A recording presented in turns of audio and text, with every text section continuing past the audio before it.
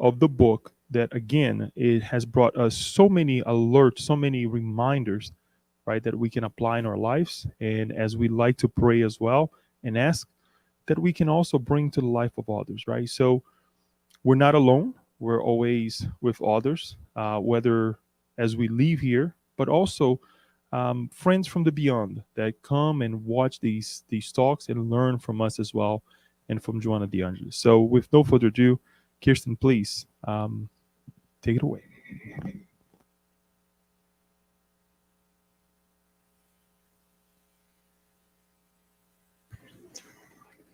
Okay. Good evening, everyone. Thank you all for being here on this cold day. Sometimes we just want to stay home, right? In the warmth, sit by our pretend fireplace or faux fireplace for some of us. But here you are, and it makes my heart so happy to see you all here. Some of us with new haircuts that look lovely.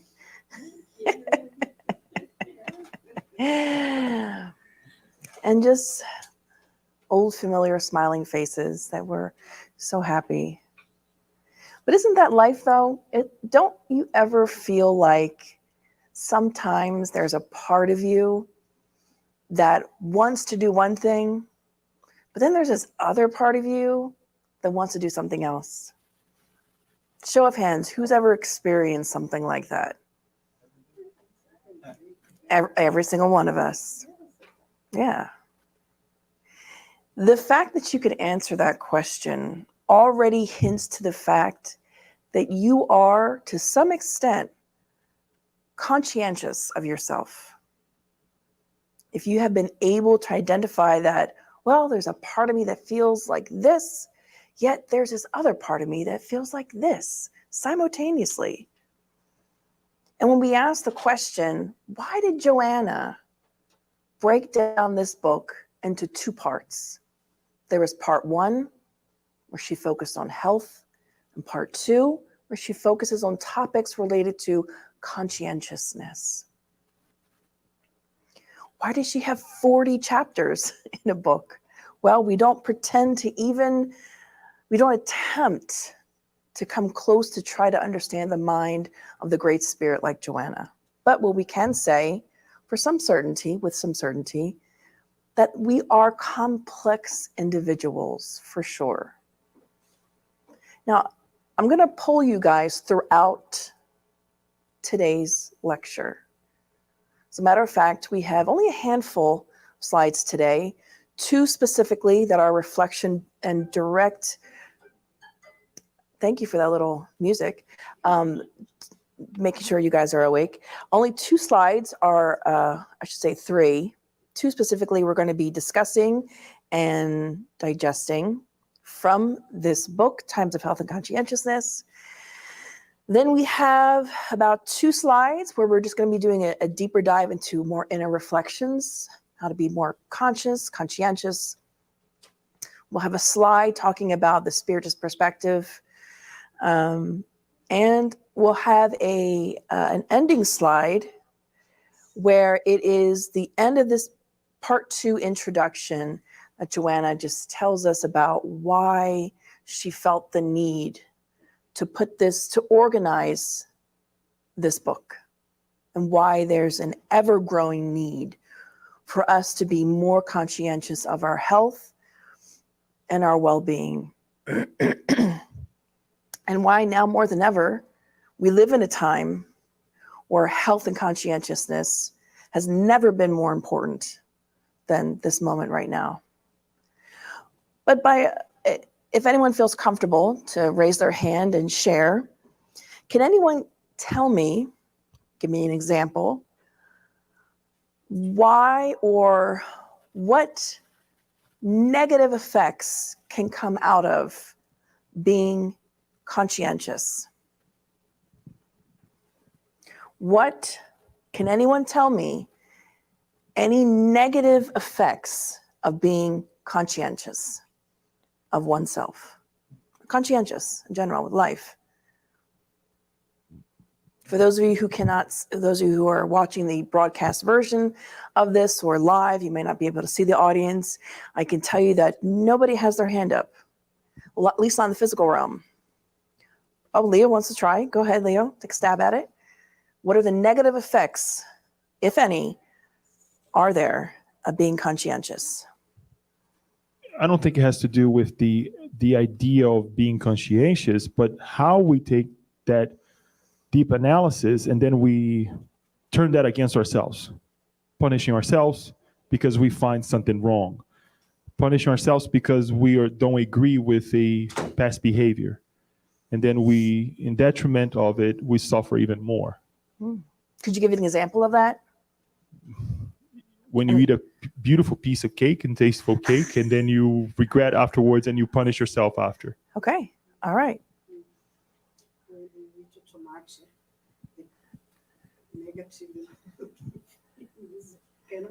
Yes, she was just saying, it is someone who was just sharing, if you eat too much bad stuff, you're going to have some negative effects. So this indeed was a trick question.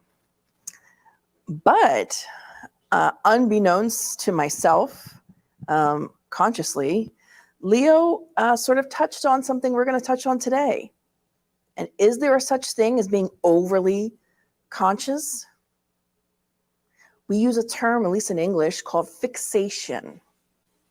When we become fixated on an idea, within Spiritism, within the works of Joanna DeAngelis, within the Medium's book by Allan Kardec, we learn about fixation during we are studying obsession, whether it's self-obsession or it's just other type of obsession. We become fixated on a specific idea and we live it, eat it, and breathe it in a negative sense. That's just a teaser, what we're going to talk about today. But Joanna, when she starts this chapter, unlike part one, remember when we always had affirmations, part two, Joanna comes at it from a different approach. She shares a question from the Spirit's book that we're going to pose out to you all. And feel free, for those of you who might be watching this online, feel free. If not, that's okay too. But it's question 630 of the Spirit's book. How can we distinguish between good and evil? And we say good and evil, we know we lack a better way to describe it, but for the sake of our conversation and our language as being, what is the word? Not as evolved as perhaps it can be in the future. How can we distinguish between what is good and what is not good or evil?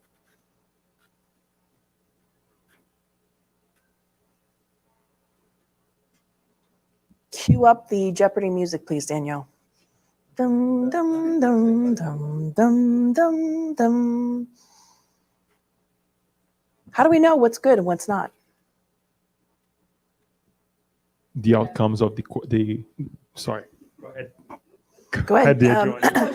Yes to the woman with the new hair, please. Beautiful. Okay.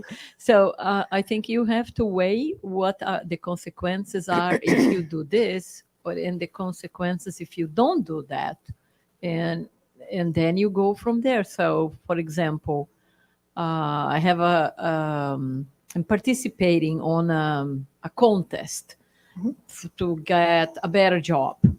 And then I go, and then all of a sudden there is an opportunity to do something for pure pleasure. You can, I don't know, whatever, an opportunity to go to the beach, or so you did so much, in terms of getting that position. And then, you say, who cares? Tomorrow is another day. And then you say, well, I may go and everything may go okay. But if something doesn't really go well, then I'm going to be miserable to take the contest. How many people, I remember Jussara saying that she didn't go to Europe one time because some reason, she said a stupid reason. And then, later on she said, why didn't I go? You know what I mean? But how could she know? Maybe she was not supposed to go. So I don't know. It's sometimes it's very complicated because unless it is you you have to to weigh inside of you what is more important, you know. So of course it's something crazy and things can, you know, it sometimes involves money or lack of money, and then you won't have the money to pay your bills. So it's a complicated, really complicated thing sometimes, I think. But everybody goes through this, you know, since we are young kids. Like I wanted to come to the States, but my best friend invited me to go spend Carnival in the countryside, which is the best. And then my mother said, well, you need to choose. What are you going to sacrifice? United States, or you go to Carnival that is, I mean, that has every year. So what is more important, you know? And of course, I didn't go any place. And then next year I came to the United States. That was to study, to have a wonderful experience, participate in a school, you know. So I made the best choice. But, you know, even sometimes relationship, do I pick this boyfriend or that boyfriend? Sometimes you pick the wrong one, and then, so, you know, or you pick the good one. It's so difficult. Yeah, Very no. difficult. Yes, it definitely is. It's the question of a lifetime, right? It's a question we're always asking. Is this the right thing? Is it not? I mean, definitely is a philosophical, deep question. I think all of us do. Thank you for sharing that, Joni. I appreciate you being brave and sharing that. Anyone else? How do you know? How do you distinguish? How do you tell the difference between good and evil? If you're watching the news and you see something, how do you know they're sharing something that's good or evil? It is in our conscience. Right? It's in your conscience. Right, what's wrong. Deep in our conscience. Yep. Yep. The laws of God are written in our conscience. So we Yep. know what's wrong. That's good. Anyone else agree, disagree? I would Wanna add add that. to? I would add that it would be, since you gave you that example, is, you know, how that news, right, or whatever it's being presented, how that will benefit others, and the number of people that will benefit as well. But into even with that answer, you know, there's a lot of, you know, ideas that we have to analyze as well, because it may be benefiting a large group of people in one nation, but not another. So it extends beyond that local or that group of people that we're really closing ourselves in. But All really great philosophical reflections. How do we think the spirits answered? Do you think the spirits answered any different? They say good is everything that is in harmony with God's law, whereas evil is everything that deviates from it.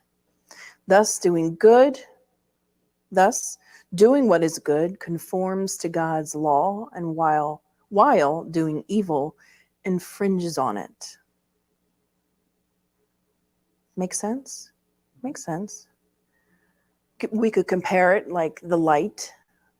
You know, the further away we get from light, it becomes darker and darker and darker. Some might say that evil is just the absence of goodness,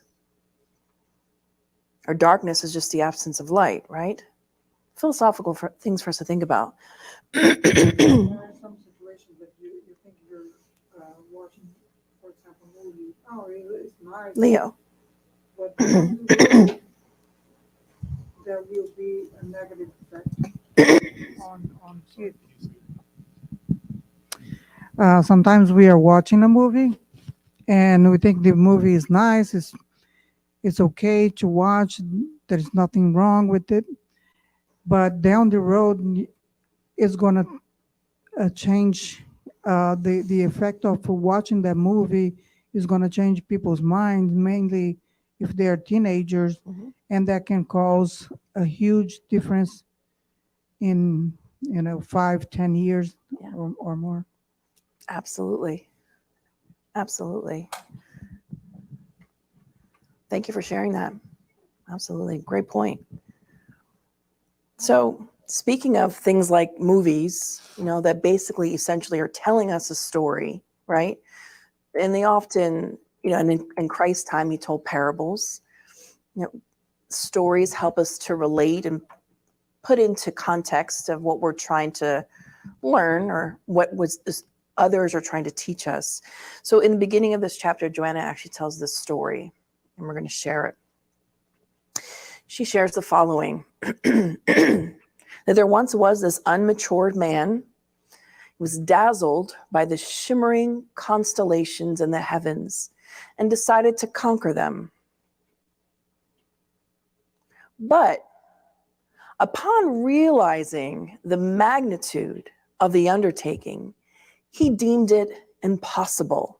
So he decided to conquer the earth, his kindly mother. The battles matured him, and the difficulties expanded his view of reality, enabling him to see that this, too, was impossible.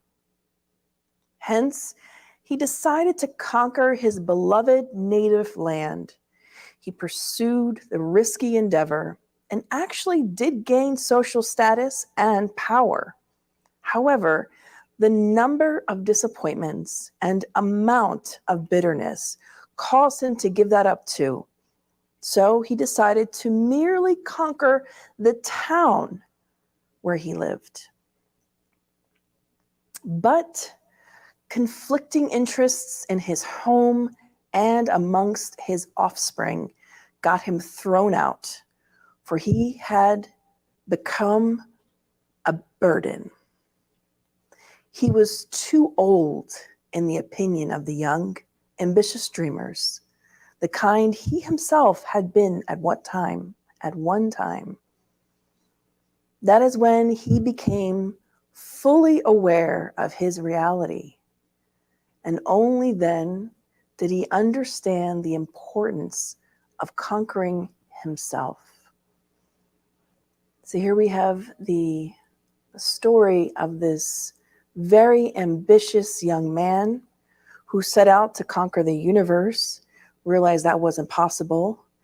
He decided to try to conquer something smaller, until he realized at the very end, when his own family was kicking him out because he was too old and not relevant for what they wanted, that he realized that at the end of the day, what he missed out on, what he should have been doing was conquering himself.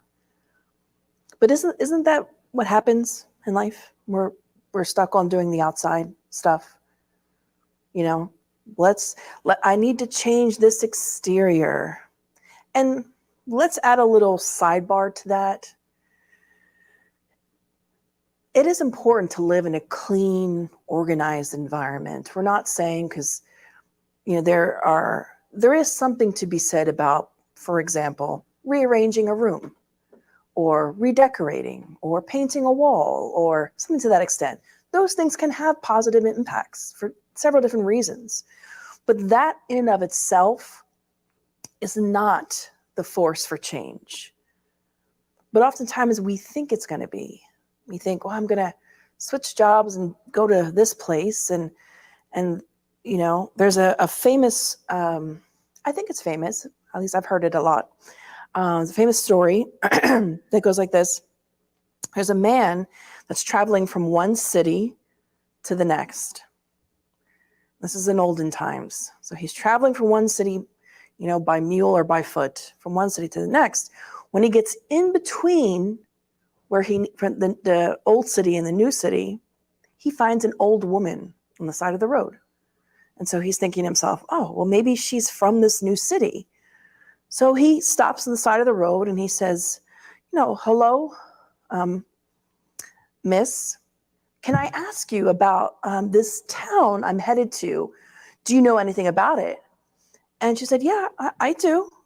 And he's like, oh, great. What is it like? Can you tell me about it? Is it, was it great? Is it fantastic? Like, what is it? No, is it terrible? And she said, well, I can tell you, but first I want you to tell me about the place where you just came from. What was that like? And he said, oh, it's terrible. Like, people are rotten and it's just so stressful to live there. And I hated it. And people were not nice. She said, oh, my friend, I'm so sorry to have to tell you this bad news, but the city that you're headed to, it's kind of the same. So he goes off, and he never sees her again, and she never sees him again. Some time passes. That same old woman stays on the side of that road in between cities, and another gentleman comes leaving the same city to go to a new city. And he, just like the first man, he stops and sees this old woman and says, oh, she must be from around here. She must know what this new city, what it's like. He said, I'm going to stop and ask her. So again, this new person, this gentleman goes up to this older lady and says, excuse me, can you help me? I'm traveling, wanting to go to this new city for the first time. Can you tell me anything about it? Is it nice? Should I anticipate a lot of struggle? Just want to know, prepare myself. And much like the first time, she told the other gentleman, she said, yeah, no, I know it. I know it well. Lived there my whole life. And the gentleman said, great. And she said, but before I tell you, I need you to first tell me about where you're coming from. I said, oh, yeah, sure. Well, where I'm coming from it's a nice place. I just felt like I had, there were some new opportunities in this new place I wanted to try out. I had some struggles, but I got through it and I was pretty happy, but I just wanted to try something new. And so the lady said, oh, okay. The old woman said, okay. Well, the new city is just like that. It's the same thing. So it's the same place.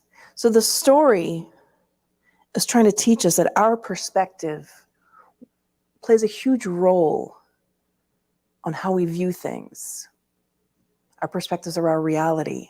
And it wasn't until, and this is sort of a great representation of how a lot of us go through suffering, and at the very end, or after great suffering, we learn the true meaning and purpose of life is conquering our own self and not trying to go outside.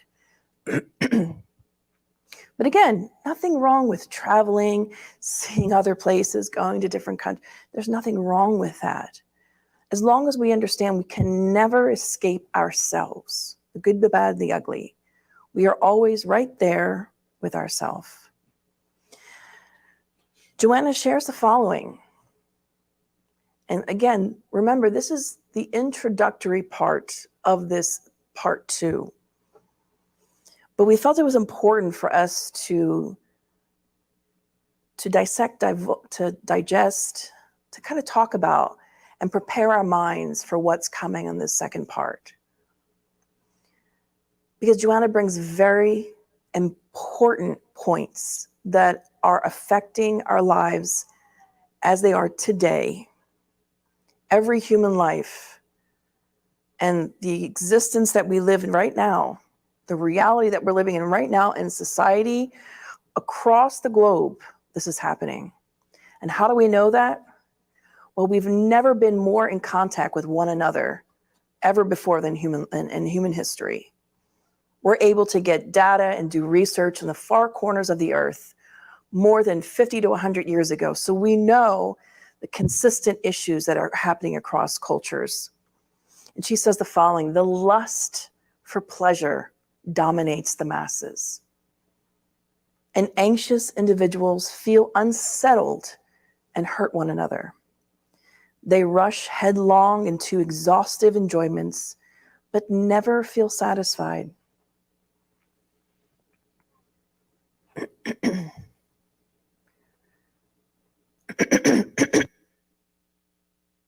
A wave of mediocrity swells and threatens to wash away the ennobling achievements of society. A violent breach of values promotes the fear of living an honorable life, making room for the prevalence of folly and crime. So by nature, from an evolutionary standpoint, we do have pleasure centers in our brain. And one could say that that is what has helped us to propagate the species and propagate our existence for what is the word for self-preservation.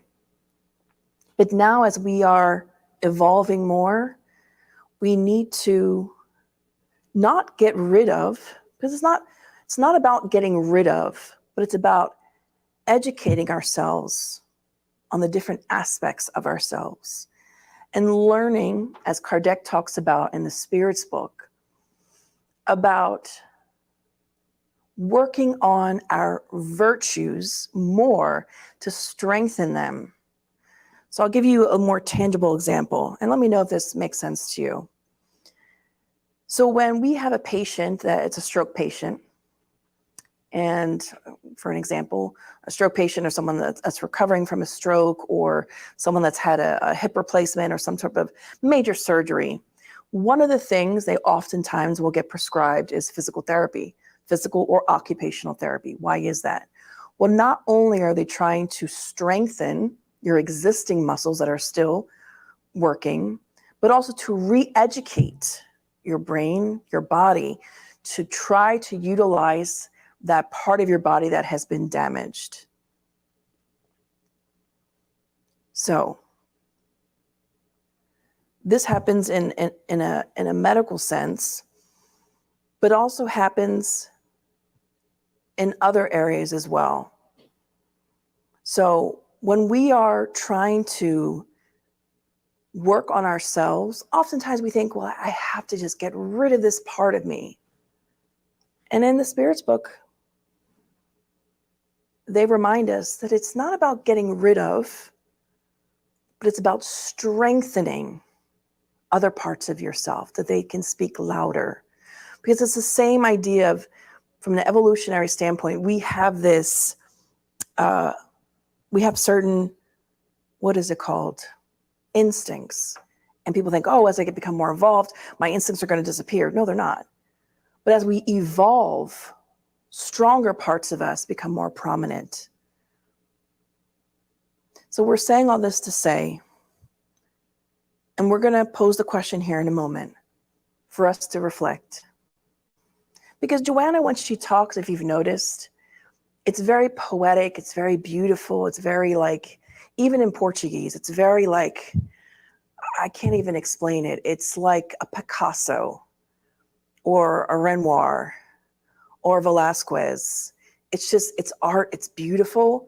And a lot of times people are like, I don't even understand it. They just look at it and know that there's something beautiful about it and leave it at that. And we get it because we're all at different levels. But if we stop to kind of break down what she's saying here, we can see this on TV. We can see our generation, whether it's millennials or Gen Zs, or even from before, really, it's not just our generation, but this lust for pleasure, for beauty, to obtain all things that bring us pleasure the fastest and the easiest way, and it makes the most money. It's almost at levels of an epidemic in our young children, in our youth, I should say. The major social media sites that they're looking at, social media, Facebook, depending upon the algorithm that they are falling into, they're falling into under these influences. And who was it that was saying it, talking earlier? I think it was you, Antonia, about the influences, or maybe it was you, Johnny. But things that influence around us. She goes on. That all this is happening, this lust for pleasure that is dominating the masses, that so many in society are doing, it's causing a change in moral behavior. She says, this change in moral behavior alters the scope of discernment and rubs elbows with vileness and promiscuity. Consequently, people hesitate to choose moral, sound conduct. I'll give you a perfect example of this. Young women nowadays in their 20s, it is very common and has become very in vogue this new feminist movement to free the woman and to be like the man, this stereotypical man. And what does that mean? Well, that looks like having multiple sexual partners, living very irresponsibly, and not giving it a second thought. And this idea of morality and being chaste is for old, boring people. This has become so popular that if you go on YouTube, social media, and look up certain influencers, it has these conversations, these young women, millions and millions of views. But there's a whole new wave of young men now that are trying to change. And I think it's positive, because we sort of gone from one extreme to another, where women had almost no rights, to now we're going to the other section. And I'm not picking on women. I'm a woman. I'm not picking on women. I'm just giving an example, because men too can take things to the extreme. But it's just to show us that this behavior, this moral behavior, it alters our ability to discern between what is good and not. And we get involved with, Joanna's words, vileness and promiscuity.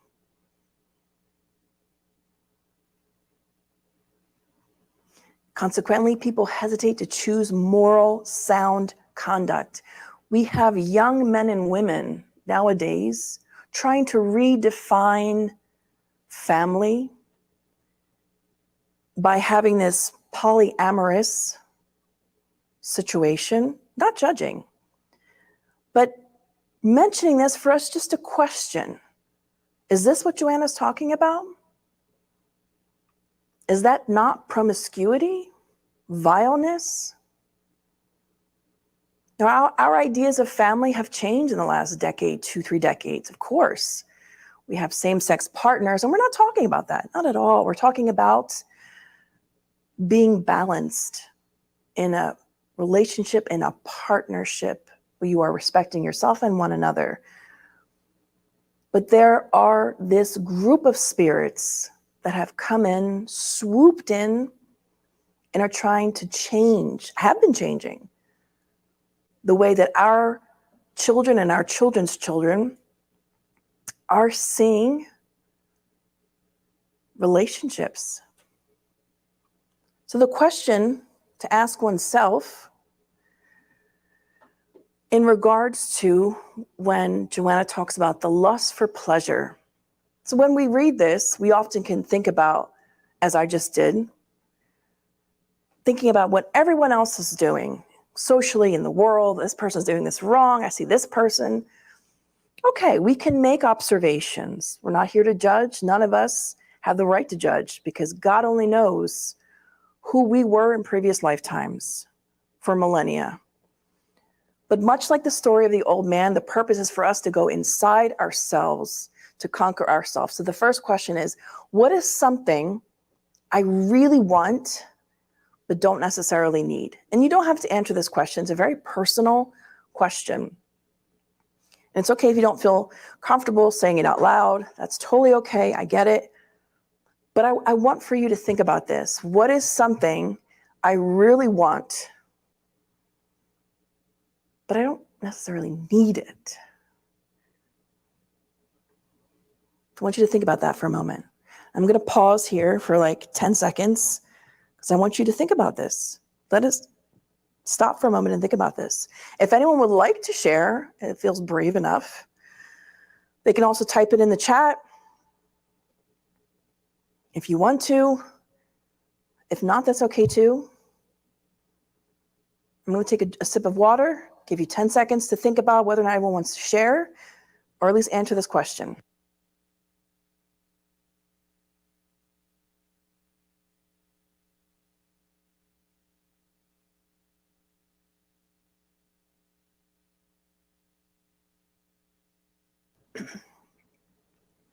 Okay, 10 seconds has passed, I think. Would anyone like to share? That's okay if you don't want to. It's totally okay. Daniel, any comments come in? No. Okay. That's okay. This is a very touchy thing because we're all afraid of being judged. But the point is for us to be aware of ourselves. But the next question is, remember I asked you to think about the thing that you really want? Has this want ever made me compromise my morals or sound conduct? So let's give an example.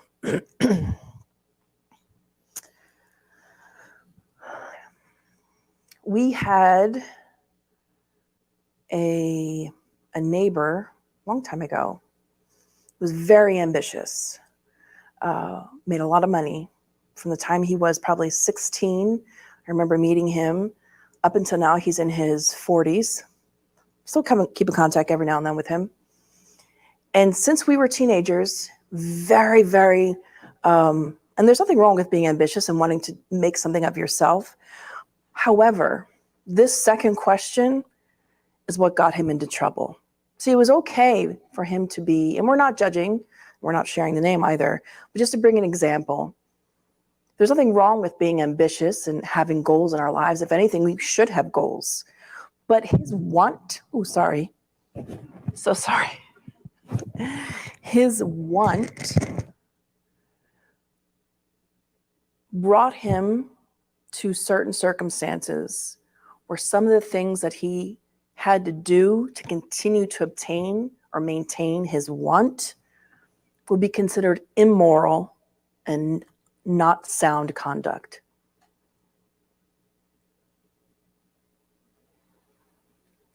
Is that not strength? Go ahead, Leo.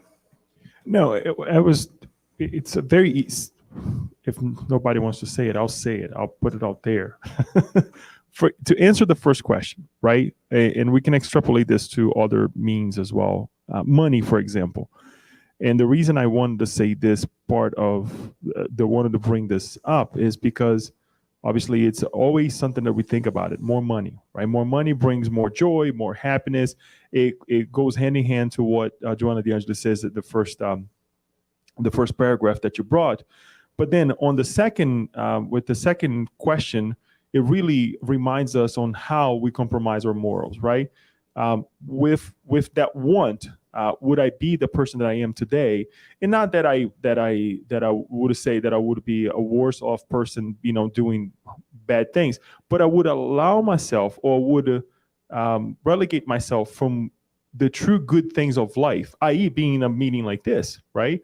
So consequently, I would not be living a sound conduct, that I would appreciate moments like this because I would be doing other things to spend that money or to even continuously make that money to maintain the type of life that I want. Mm-hmm. So I just want to say this because, and this goes with, perhaps, power of having a differentiated position at work, right? Where you have to work more, where you have more stress. More stress, guess what? More problems with the physical body, right? So all these things, that keeps coming to mind as we get to the points of the extrapolations of the wants versus something that we truly need. I just want to throw that out there. No, because thank you. No, that's a really good point. It's a really good point. And takes me back to Gioni's story that she shared about herself, about, reaching that point in your life where it's like, do I go to Carnival at the detriment to myself, or do I choose this other life? And then you choose another life. It's a good decision. So this is the question we need to ask ourselves. And am I able to look at myself honestly? Am I able to ask myself these questions and really answer myself honestly? You don't have to answer here or in the chat or share anything, but this is a question to ask yourself. Can I be honest with myself? Joanna goes on to say, we want to digest some more. She says, the bizarre and hostile replace the beautiful and peaceable, making it hard to tell what is real or imaginary, noble or ignoble. There is lack of greatness, love, and selflessness on the earth these days. The great nations are in turmoil and their citizens overwhelmed. Partially developed countries are anxious, insecure, and victimized by economic misery. Developing countries experience hunger, calamitous diseases, unemployment, and widespread mania. In all of them, however, violence, promiscuity, and the decay of customs reign supreme. And that is the key thing. Violence, promiscuity, and the decay of customs reign supreme. Distressed individuals, however, seek other paths of affirmation. The need for peace and a longing for well-being are inherent to human nature.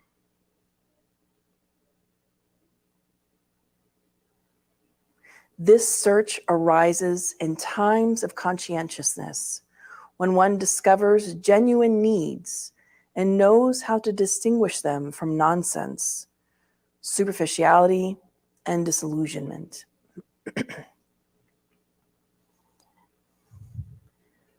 Are we shocked at this? Are we shocked that this is what's going on in the world? There are a lot of good things too. It's been going on for a long time. Antonia says it's hard to be shocked, and Marty says it's been going on for a long time. Okay. It seems normal. It's been going, it becomes part of the normal. Becomes the norm. Yeah. The wrong is right now. Yeah. Yeah. It's upside down. What was good is bad. What is bad is good. What's cool is not cool. We shouldn't be surprised. It's the world that we live in. We live in a world of trials and tribulations. We don't live in a happy world. We don't live in a world yet of regeneration. This is the predominance of what happens in a world of trials and tribulations. We're not saying that it can't be changed. It can be. Leo, go ahead. One thing that I would like to add to this, as everybody said, that became the norm, right? Is how difficult it is to live out of this norm, and to present oneself as, no, I don't agree with this, and you look at it as you're literally from another Planet. universe, like everybody likes to call nowadays. Yeah. You can seem like the odd man out, so to speak, if you were living or going against the grain, what is most popular, what the masses are saying. We live, at least for now, and the year is 2023, where cancel culture, I'm sorry that we don't have the little thing that protects it from me making those noises on my microphone. But we live in the era of cancel culture, that if you're not going with what the masses say and what's most popular, then you're canceled, you're irrelevant, no one wants to listen to you. Is the same thing as cancer? Is that the same thing as a woke?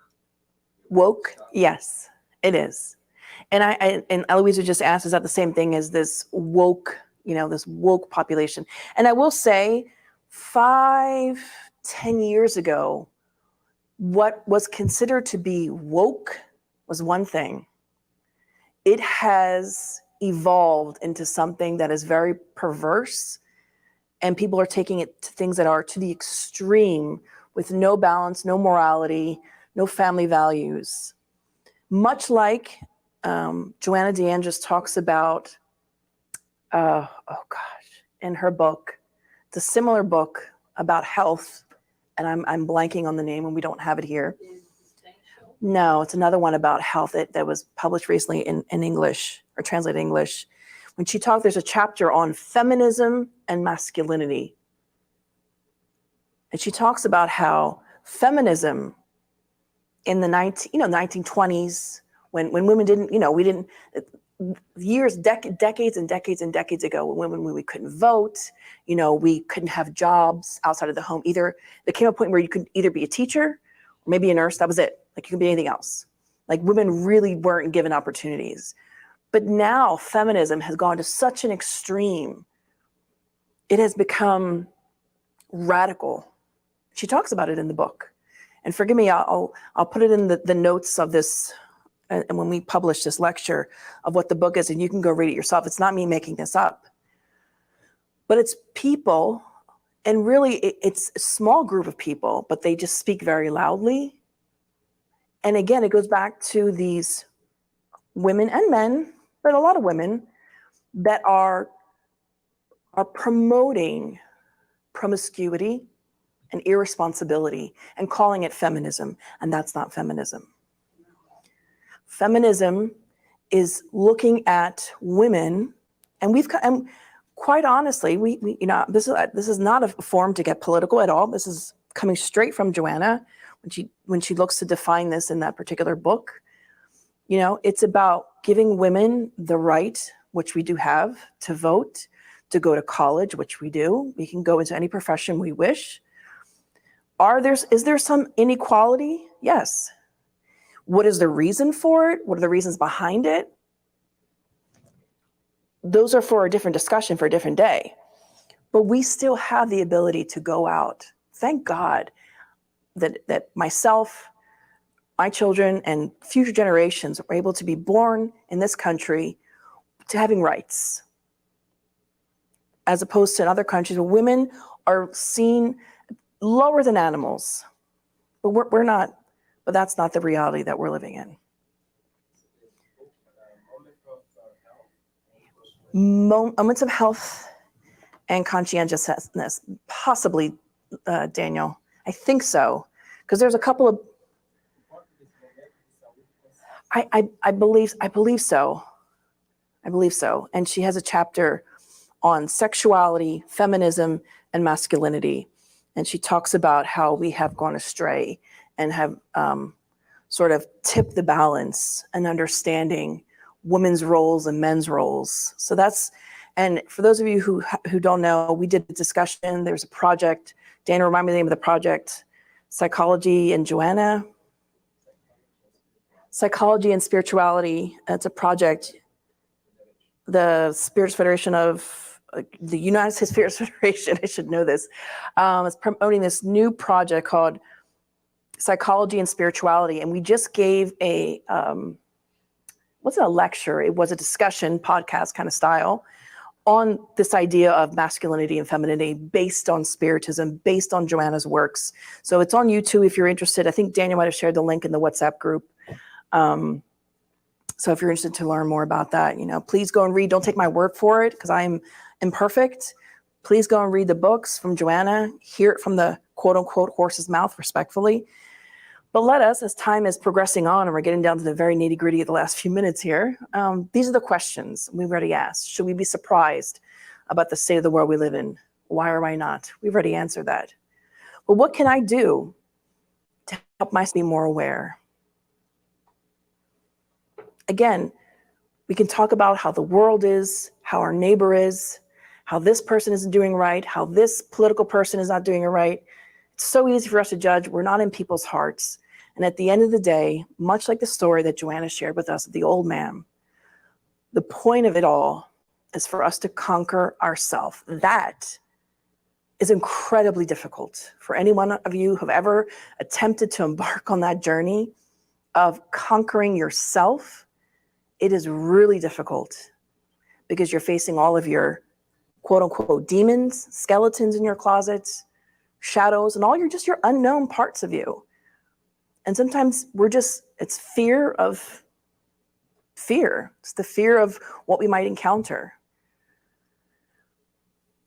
Another important question to ask ourselves: am I being divisive, or do I promote peace? And how do I do either? What would it look like if I'm being divisive and I'm creating divisive, meaning I create like wars between people. I create issues for people. Or am I trying to promote peace? questions to ask ourselves. And ultimately, and I'm going to kind of breeze through this because of time, we would be remiss if we didn't mention the spiritist aspect of this, which is that all of us are influenced by the spirit realm. And it can be negative, it can be positive. And Joanna tells us that some of us were born with these spiritual matrices, fancy word to say, if you could think of it as sort of an outlet. We're born with sort of like these outlets in us, which makes us more susceptible to obsession. Even if we're not born with these matrices, spirits can influence us. And when the influence is persistent and consistent, negative spiritual influence, from the spiritist perspective now, from the spiritist science, it can alter our brain chemistry, our monoamines. That's why we see a lot of anxiety, depression, because there's a fluctuation of that neurochemistry. And then it causes these vibratory disturbances. This is for us to be aware of that. It's not just me, myself, and I, but it's what other influence around me. It's not just social media, it's a spiritual influence. That's why it's important for us to create a habit of prayer, create a relationship with the Creator in any way we see fit. You don't have to go to a synagogue, but we encourage it if that's what you feel most attuned with. You can come to the Spiritist Center, but you don't have to. Because if you come here 10 times in a week, 10 times in a week, but take nothing out of it. Again, it's kind of looking at a Picasso, and it's great. We'd love to have people here. But let's try to be more self-aware, see how we can apply these in our day-to-day. But ultimately, it gets down to these two things: conscientiousness and action. In business and in healthcare, we refer to it as the CAPS, or a corrective action plan. When you become aware of an issue, you create a plan to fix it. So in our own spiritual walk, it's sort of similar. As we become more conscientious, our awareness grows, then we create an action plan and we take action. We don't just sit around feeling sorry for ourselves, because that does nothing. But let us take action and do better. And this is what Leo was talking about earlier. He actually mentioned, and I said it was a foreshadowing, that are we overconscious or fixated on what we don't have in life? Because we can be conscientious, but we can be negatively fixated on all that we don't have. Oh, I don't have the Lamborghini. Oh, I don't have a single family home. Oh, I don't have more hair on my head. Oh, I don't have blah, blah, blah. Instead of, are we conscious about what is going well or good in our life? I once asked a woman, an older woman, who was married for like 52 years. And I got a chance to meet her and her husband before they both passed away, like over a decade or two ago. And I asked both of them, really, I asked her first, like, how did you make the marriage work for 52 years? Like, what's the secret? And she said, well, it's about always focusing on the positive of that person and not the negative. Always focusing on what is good. And it's the same for us in our lives. We can focus in on the negative. And when we become conscious of negative things that we're doing, we should have put into action ways in which we can change it. But are we overconscious about what our partners are not giving us? This is what makes us so incredibly unhappy. Are we conscious and focused on what we are receiving and not what our partners are not giving us, again, it's our focus and our awareness. We can be aware of what is not going well, but remember, take actions to always make things better. And be aware and conscious of what is going well for us. And the ultimate question, how do I achieve this? Assigning value to things and making them a priority. And how do I conquer myself? I want you all, because of time, we're not going to have opportunity to go into length about this, but I want you to think about, if I asked you to give me an example of how do you conquer yourself, much like the old man in the story, the beginning of this particular chapter, introduction really. How do you conquer yourself? Can you give some examples? We can let that be a rhetorical question for now. Is it daily self-reflection, like St. Augustine shares with us in the Gospel according to Spiritism? Is it working out? More importantly, how do I feel during or after I do these things? Is that not getting to know myself better and feeling more comfortable with myself? When you're in a relationship, when you start out, you're getting to know someone, that's how you build part of the relationship, right? You spend more time together, you get to know them. It's the exact same thing with the relationship we need to have with ourselves. Getting to know ourselves, becoming comfortable and open with ourselves. Ultimately, it's about knowing yourself, making that first step. And Joanna ends this introductory chapter saying the following: pondering these circumstances, which are predominant in various segments of contemporary society, we decided to write this book. We are inspired by the Spirit's book by Allan Kardec, which is an inexhaustible source of wisdom, a much needed repository of liberating lessons for self-discovery, self-enlightenment. Intellectual and moral maturity fosters conscientiousness, and this drives one toward the truth and life. We have selected 20 themes and have examined them from the perspective of conscientiousness. Based on the studies of the Master of Lyon, they propose a sure course for those who are willing to reflect on them. We were not concerned about following the questions in ascending order. Instead, we selected the themes and gave them a special classification in order to promote broader observations about life, behavior, and human experiences. We certainly do not presume to believe that we are adding anything new to the specialists on human beings and their moral behaviors. We are pleased to offer a little of what we have on behalf of the modern day, hardworking man and woman who are aware of the fact that while striving to construct a happier world, their ambition should be to conquer themselves and not others. And this was psychographed in Brazil, Salvador, Brazil, September 11th, 1991.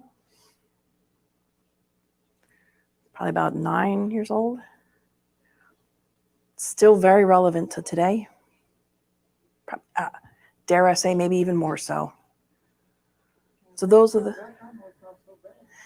right? It seems like, especially now compared to what we're enduring now, we look back and think, gosh, it wasn't so bad back then, was it? Or is the internet and social media heightening all of that? I don't know. But there's in every era of humanity, you know, the 20s, there was the era of the roaring 20s, then we had the 40s, 50s, then we had the wild 60s, and everyone blamed everything on the 60s kids. And then there was the 70s and then the 80s, and we all blamed it on the 80s. So it's like every generation get blamed for something. And there's always this constant reevaluation of, you know, morality, or people trying to redefine what morality is. But morality remains the same throughout the ages. We sometimes try to make excuses or want to be free, which ironically, through this quote unquote freedom, it actually enslaves us. So with that, thank you all so much for listening. We're now at time, and I think we have some time if anyone wants to make any comments. Even though I do appreciate that you all make comments during this, because I tried to be engaging. But how did you all feel as you were listening? Oh, I took it off. I'm so sorry. It was done. Oh, so sorry. Well, okay. But the question still remains. How does everyone feel? After hearing Joanna say all these things about the need for conquering the self, the story of the old man, how to be more conscientious. When you guys were hearing me read these things from Joanna. Do you want to bring it up for you? No, I have it right here. Okay. Daniel wants me to turn on the screen again, which I'm trying.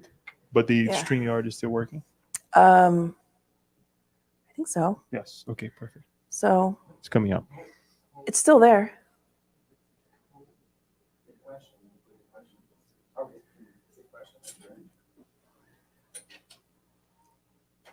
Is there a question that you're putting? On the screen? No. Oh, okay. Sorry. No, this is just conversation. That's why I turned it off.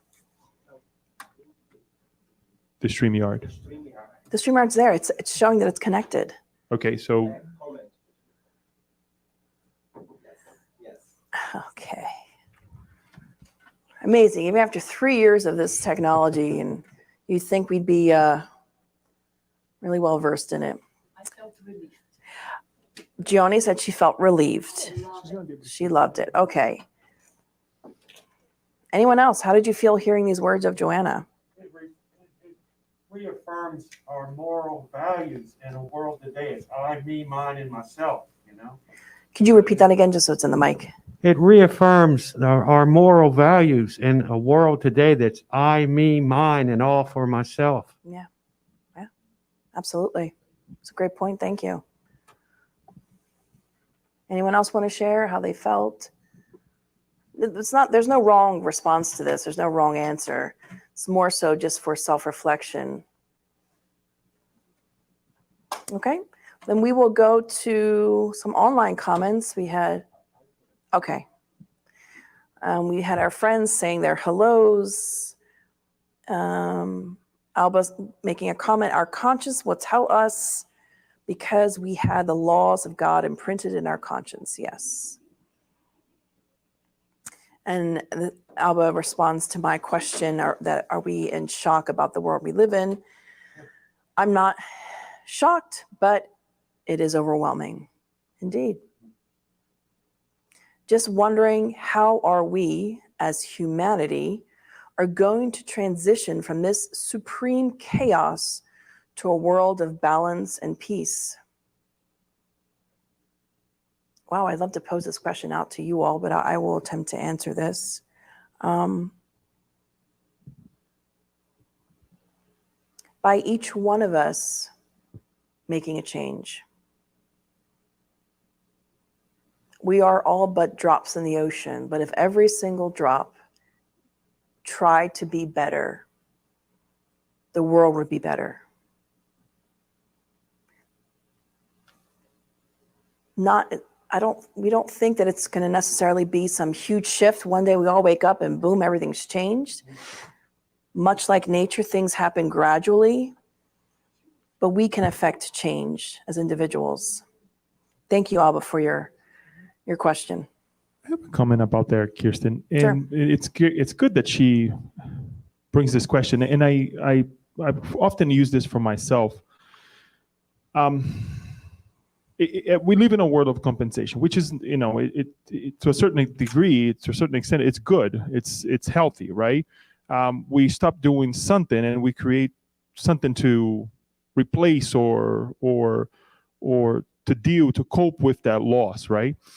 I think that we are we're seeing the dawn of some difficult times, based on the liberty that we live under, in terms of, I can do whatever I want, I can think whatever I want, I can say whatever I want.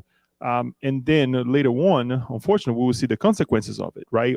The kids of our kids, right? Living the consequences of these thoughts, these feelings, on how we conduct ourselves. And I think that we will have to compensate then, with new laws, new ideals, new behaviors that will replace this unfortunate ideals that we're creating now, right? And I think it's going to be, a true awakening for us. In the other analogy that I use, the analogy that I use for this is, for example, when we transitioned from a society that perhaps smoking was something cool, was something, and I ask everybody to think about what happened to the companies, what happened to the people who had plantations of tobacco, right? What did they do? They went bankrupt. Well, some of them actually lost a lot of money because people started becoming a little bit more conscientious. But what they did as well is to take those farms, right, and instead of having tobacco trees or whatever you want to call it, they use it for something else. Mm-hmm. So they use that space or the resources that they had to plant something else, right? So I think that this at least brings me a little bit of comfort in terms of, when are we going to see this? It's kind of hard to see, right? To foresee it. Yeah. But for sure, we are on the brinks of it. For sure, we are in the transition of it, right? And it's natural that we're going to see more detrimental things or outcomes of this, obviously. And then we're going to say, we really messed up in the past. Yeah, that's a good point. Oh, go ahead, Joni. Yeah. Yeah, I used to be more scared about this, but this was always inside of me, what to do, where to go. Because, of course, when you are young, you're more rebellious. You think you know everything. And, you're going to have an argument with your mom, your dad, your grandmother, and you name it. Mm-hmm. However, thanks to Spiritism, in my case, I feel privileged or blessed, because something that I concluded over the years, that sometimes I would be like... I would be fussing around, because I was afraid. I was really desperate. But then the power of prayer, meditation, the yoga, coming to Spiritism, reading those wonderful books by Joanna and the lectures of Givaldo and Raul, you come to see that you have to calm down. You have to make your meditation and your Saint Augustine meditation every night, and see, okay, I step on the wrong thing today, but tomorrow I'll do different. And of course, as humankind suffer, they realize, even there was the hippies, that, peace and love, drugs and this what, why not? We're not going to work, we're going to contemplate. No, they realize, the survivors, they came to a point, they say, you know what, we were all wrong. So you see, it's a movement, it's a wave, but people conclude, and one learns with the other. So, Alba, don't get worried that much, because people do whatever they want, but then they realize they cannot do whatever they want. Yeah. You know what I mean? Yeah. You realize if you are a little bit intelligent, or at least you have some love by yourself and your family and your children, and when the children come in our lives, what a lesson right there. You know what I mean? Because then you say, yes, I thought about, but now I am the mother of this creature. What do I say? What do I do? How do I behave?